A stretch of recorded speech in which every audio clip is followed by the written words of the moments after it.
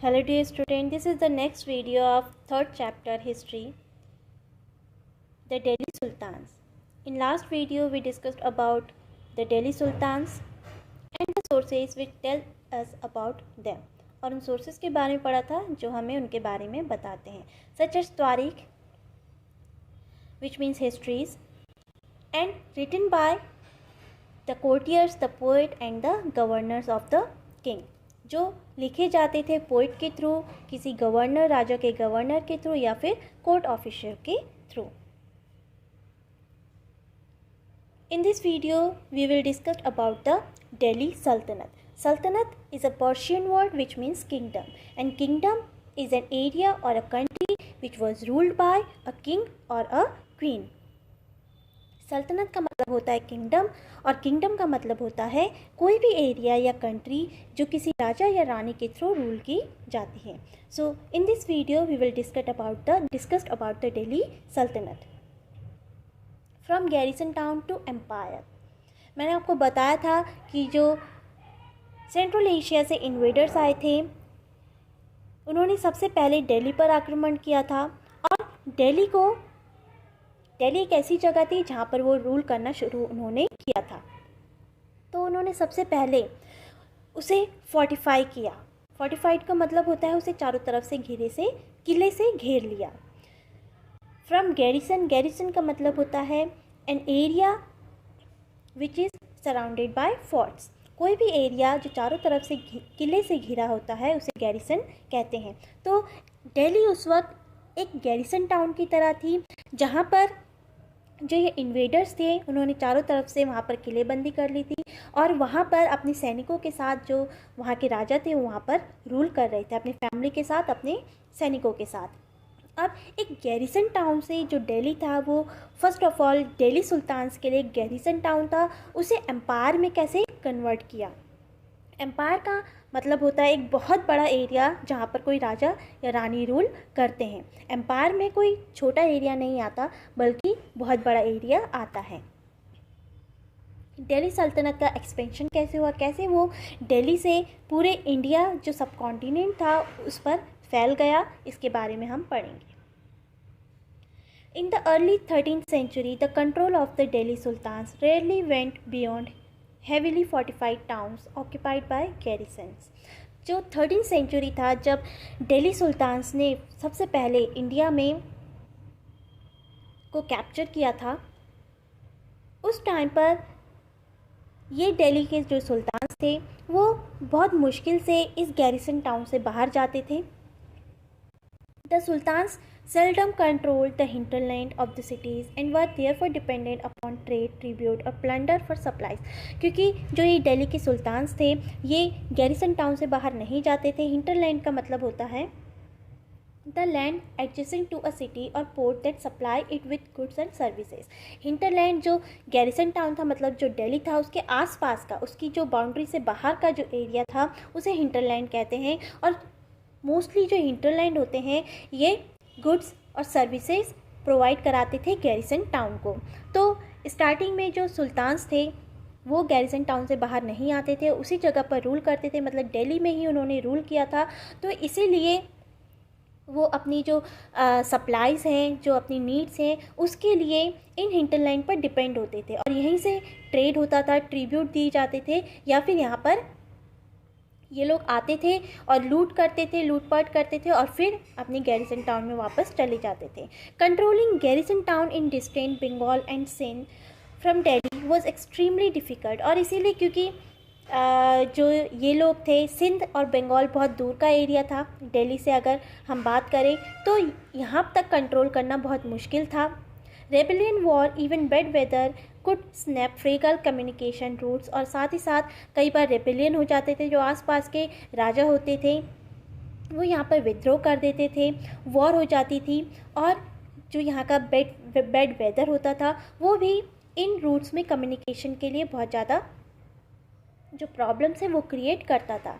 Delhi's authority was also challenged by Mongol invasions from Afghanistan.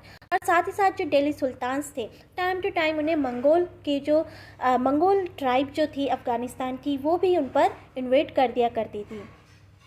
Invade मतलब आक्रमण कर दिया करती थी। And by governors who rebelled at any sign of the sultan's weakness, और कभी भी अगर सुल्तान वीक पड़ता था तो उसके जो गवर्नर थे, आसपास का जो एरिया, दिल्ली के अलावा जो एरिया उन्होंने कैप्चर कर रखा था, and appointed a governor over there, और वहाँ पर एक गवर्नर अपॉइंट किया था। वो गवर्नर भी जैसे ही देखते थे कि सुल्तान वीक पड़ रहा है किसी भी कारण की वजह से, वो रेबल कर देते थे। रेबल मतलब होता है विद्रोह कर देते थे। टू मेक देमसेल्फ फ्री, अपने आप को फ्री करने के लिए सुल्तान से वो विद्रोह कर दिया करते थे। द सल्तनत barely survived these challenges. Its consolidation occurred during the region of Ghayasuddin Balban and further expansion under Alauddin Khilji and Muhammad Tughlaq. तो जो ये सल्तनत था, तो जो सुल्तान थे वो बहुत मुश्किल से इन चैलेंजेस को फेस कर पाते थे।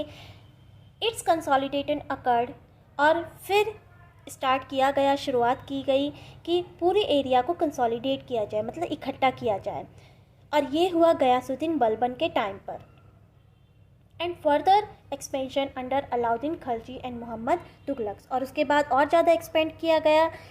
जो दिल्ली गैरिसन टाउन था, एज अ गैरिसन टाउन था, उसे एक्सपेंड किया गया ताकि इन सारी प्रॉब्लम्स को फेस किया जा सके। The first set of campaigns along the internal frontier of the Sultanate aimed at consolidating the hinterland of the garrison town.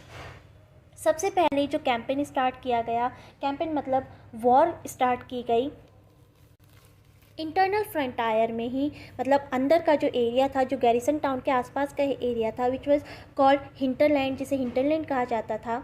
Garrison town के मतलब जो दिल्ली था उसके आसपास का एरिया, उसे दिल्ली में कंसोलिडेट किया गया। सबसे पहला कैंपेन यही था। During this campaigns forest were cleared in the Ganga Yamuna doab and hunter gatherers and pastoralist expelled from their habitat. और इसके लिए जो सबसे पहले कदम उठाया गया वो ये था कि गंगा यमुना दोआब मीन्स होता है the area where two rivers combined, वो एरिया कहलाता है जहाँ पर दो रिवर्स आपस में मिलती है। Confluence of two rivers, confluence मतलब होता है मिलना, दो रिवर्स का मिलना। तो सबसे पहले गंगा यमुना का जो दोआब था, जो एरिया था, उससे सबसे पहले वहाँ के जंगलों को साफ़ किया गया। And the dwellers who lived there such as gatherers, pastoralists, जो ड्वेलर्स थे वहाँ के जो निवासी थे, जैसे कि गैदरर्स हो गए, पेस्ट्रोलिस्ट हो गए। पेस्ट्रोलिस्ट का मतलब होता है एक ऐसी कम्युनिटी जो एनिमल्स को रेयर करती है, एनिमल्स को पालती है फॉर देयर सर्वाइव, अपने सर्वाइव के लिए, अपने जीवन यापन के लिए जानवरों को पालती है, जैसे भेड़ बकरी पालने वाले लोग। और उन्हें वहाँ से एक्सपेल्ड मतलब बाहर निकाल दिया गया उनके घरों से।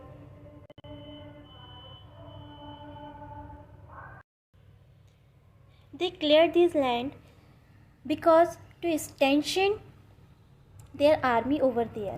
इन्होंने इस एरिया को क्लियर किया था क्योंकि वहाँ पर वो अपनी आर्मी को इस्टेब्लिश करना चाहती थी ताकि जो इन्वेशन हो उसे इजीली फेस किया जा सके।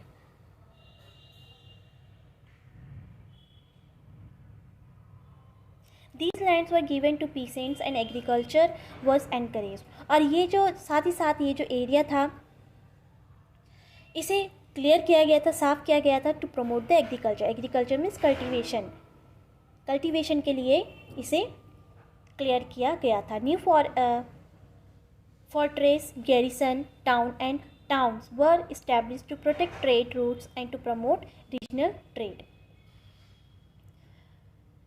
नए किले बनाए गए, गैरिसन टाउन बनाए गए। Garrison town the area which is surrounded by forts and towns were established to protect trade को प्रोटेक्ट करने के लिए इन गैरिसन टाउन्स और किले बनाए गए। और साथ ही साथ and to promote regional trade, जो रीजनल ट्रेड थे उन्हें भी प्रमोट करने के लिए ये काम किया गया।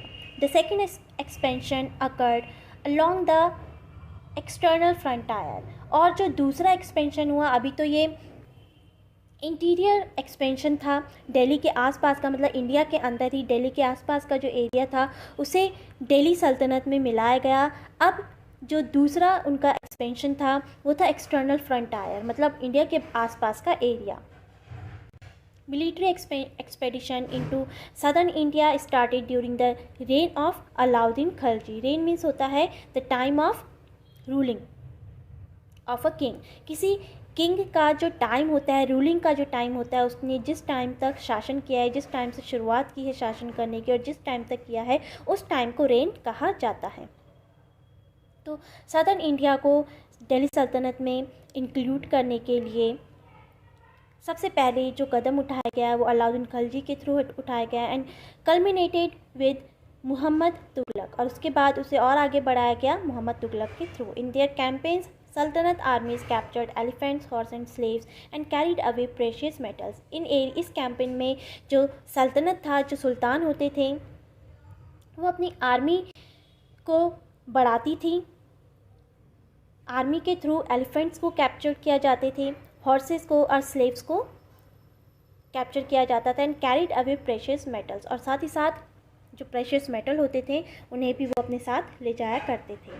Bye the end of Mohammad Tughlaq's reign 150 years after somewhat humble beginnings, the armies of the Delhi Sultanate had marched across a large part of the subcontinent. They had defeated rival armies and seized cities.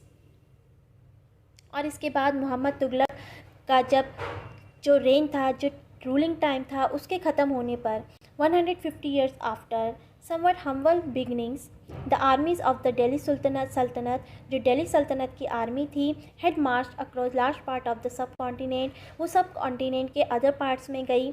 they had defeated rival armies, उन्होंने जो उनके दुश्मन army थी उनको हराया and seized cities, और इस तरीके से उन एरिया को सीज कर लिया, कैप्चर कर लिया, अपने कंट्रोल में कर लिया। द सल्तनत collected taxes from peasantry and dispensed justice in its realm. और अब वो वहाँ पर सिर्फ लूटपाट नहीं करते थे, अब नए तरीके से उन्होंने एरिया को कैप्चर करना शुरू किया था। अब वहाँ पर वो सबसे पहले वहाँ की आर्मी को हराते थे और उस एरिया में रूल करते थे, वहाँ के पेशेंट से टैक्स कलेक्ट करते थे और साथ ही साथ उन्हें जस्टिस, न्याय भी देते थे। रियल मतलब होता है area. But how complete and effective was it's control over such a vast territory. लेकिन धीरे धीरे जो इनकी टेरिटरी एक्सपेंड हो रही थी, इतने बड़े एरिया को में रूल करना बहुत डिफ़िकल्ट था।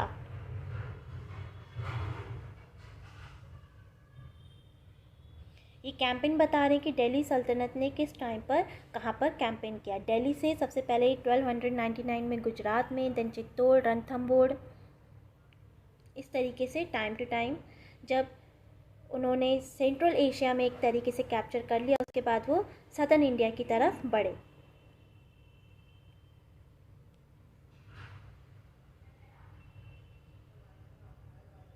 ये फिगर देखिए आप, यहाँ पर आपको एक बिल्डिंग दिख रही होगी जिसे आप जानते भी होंगे, कुतुब मीनार कहते हैं जिसे। क्वातल अल इस्लाम मॉस्क्यू एंड माइनरेट, माइनरेट मतलब होता है मीनार, built during the last decade of the 12th century. This was the congregational mosque of the first city built by. Congregational का मतलब होता है a place where group of people gathered for religious purpose. कोई भी जगह जहाँ पर लोग इकट्ठा होते हैं रिलीजियस पर्पस के लिए, उसे कॉन्ग्रेगेशनल कहते हैं। तो Quwwat al Islam mosque and minaret built during the last decade of 12th century, this was the congregational mosque. एक ऐसा मॉस्क्यू था जहाँ पर लोग इकट्ठा होते थे और अपने रिलीजियस ड्यूटी परफॉर्म करते थे। और the first city build by the Delhi sultans, ये एक ऐसी सिटी थी जो दिल्ली सुल्तान्स ने सबसे पहले बिल्ड करवाई थी। डिस्क्राइब्ड इन द क्रॉनिकल्स, और इसके बारे में पता चलता है एक क्रॉनिकल्स, जो क्रॉनिकल्स का मतलब होता है अ बुक, क्रॉनिकलर का मतलब होता है a written account of important event, किसी भी इम्पॉर्टेंट इवेंट का लिखा हुआ संग्रह क्रॉनिकल कहलाता है। तो दिल्ली एक होना द ओल्ड सिटी एक क्रॉनिकल है जिसमें हमें इस सिटी के बारे में पता चलता है। The mosque was enlarge by Iltutmish and Alauddin Khilji. ये जो मॉस्क्यू है उसे और बड़ा करवाया गया था इल्तुतमिश और अलाउद्दीन खिलजी के through. The minar was built by two sultans Qutbuddin Aibak and Iltutmish. और जो मीनार है, जो कुतुब मीनार है, वो कुतुबुद्दीन ऐबक ने स्टार्ट करवाई थी और उसे पूरी तरीके से फिनिश्ड करवाई थी इल्तुतमिश ने।